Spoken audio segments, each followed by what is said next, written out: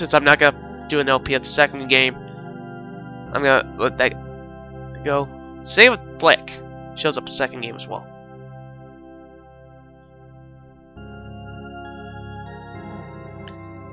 Oh, nice. Saying his contract was up, he disappears.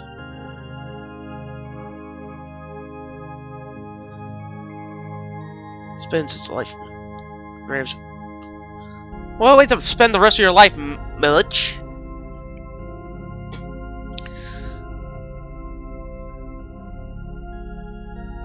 Yeah, Taiho also makes an appearance in the second game as well. Same with Yamku.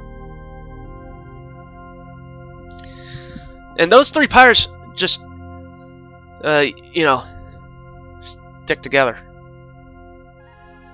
20 bucks says Hicks Tengar eventually get married. Sandonia, I'm not sure what happens to him. I'm not sure if he pops up in the second game. Spends the remainder of his life in his hometown. Disappears north, saying he found a good business. Find the color of freedom. Yeah, there's another side quest there that you can complete if you bring them all the different colors. Parts or their opponents. Tires from knighthood. Blake continues to serve as master. Yeah, I also noticed that the runes change color.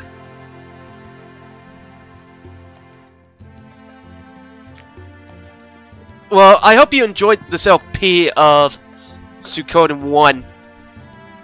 I knew that my channel wouldn't feel complete unless I had a Let's Play of the original Suikoden. This is by far one of my most favorite games of all time. It's better than Final... Well, it would be like top 5 RPGs for me. And top 20 games of all time. It's...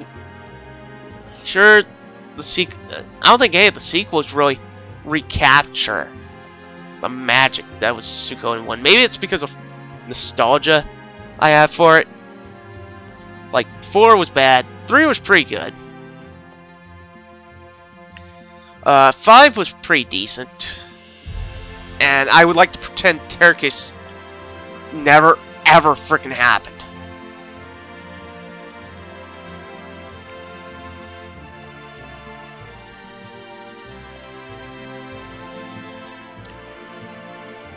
Mac succeeds Lenak as Seer.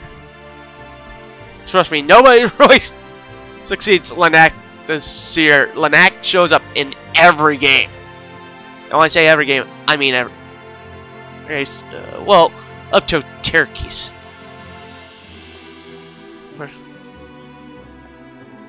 I know Vicky shows up in almost every Suikoden game.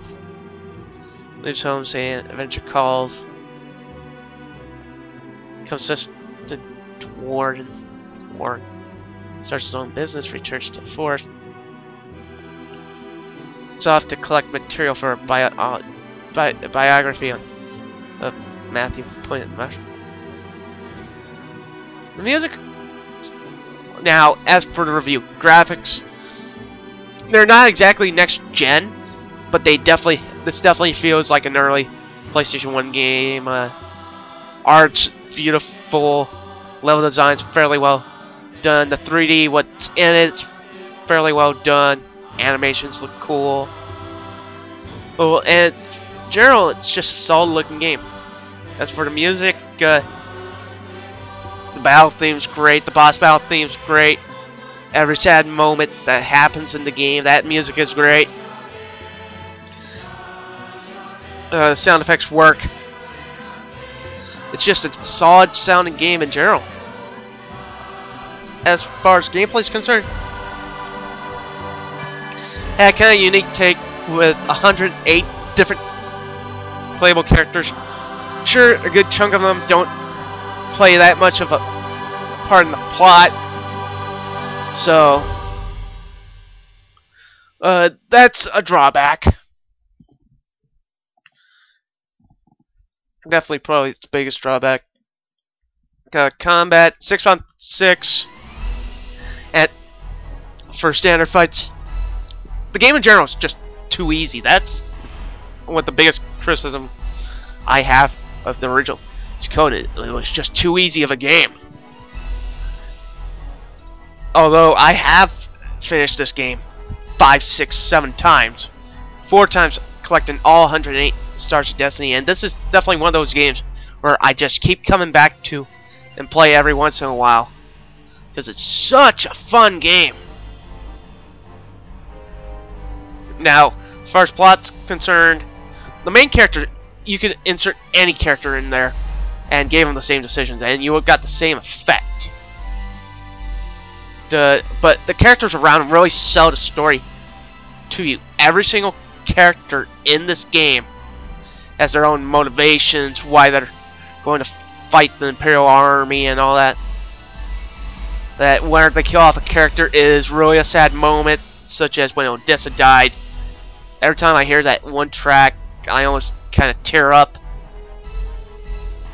You know, it's all the deaths in this game. You know, they're kind of, you know, underrated in comparison to when you, like, I would say some of these death scenes are way better, like especially Odessa's, is way better than Ares. Sure, Ares had that beautiful track, and they had this whole thing set around her, and you know, like she died. She was the last ancient, and she kind of died for the cause, but it's kind of underrated because, like, sure, it was a very well developed character, but just in general, it's kind of overrated because you hang around her for the most of first disc. You find out her very simple natures, but I don't have the same kind of connection with her as I would with Odessa, or when Matthew died at the end of this game, or when Tio died. I mean, every single death in this game really had a very sad moment to it, and some of them just come out of nowhere. It's like, and some of them are actually telegraphed from a mile away. Like, Gremio's was telegraphed from a mile away, but you're like, please don't kill him off. But overall, I would give Suikoden an 8.5 out of 10 if it was a little bit more difficult, or like if it was a little bit more difficult, then I would say maybe a 9. And if the main character wasn't as, you know, just a plot device as he is in this game, I would say 9, 9.5.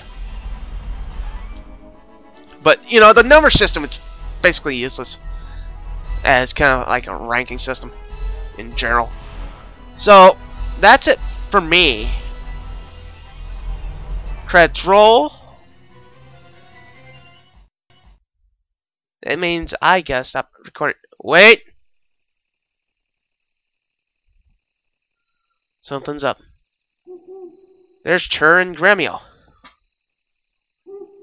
Where are they going?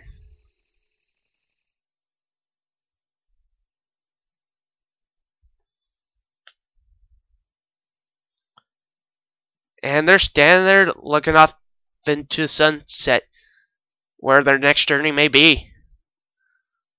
That is just as simple as cool ending as I ever seen one. So I will see you in the next Let's Play, and I will see you all later. Have a nice day.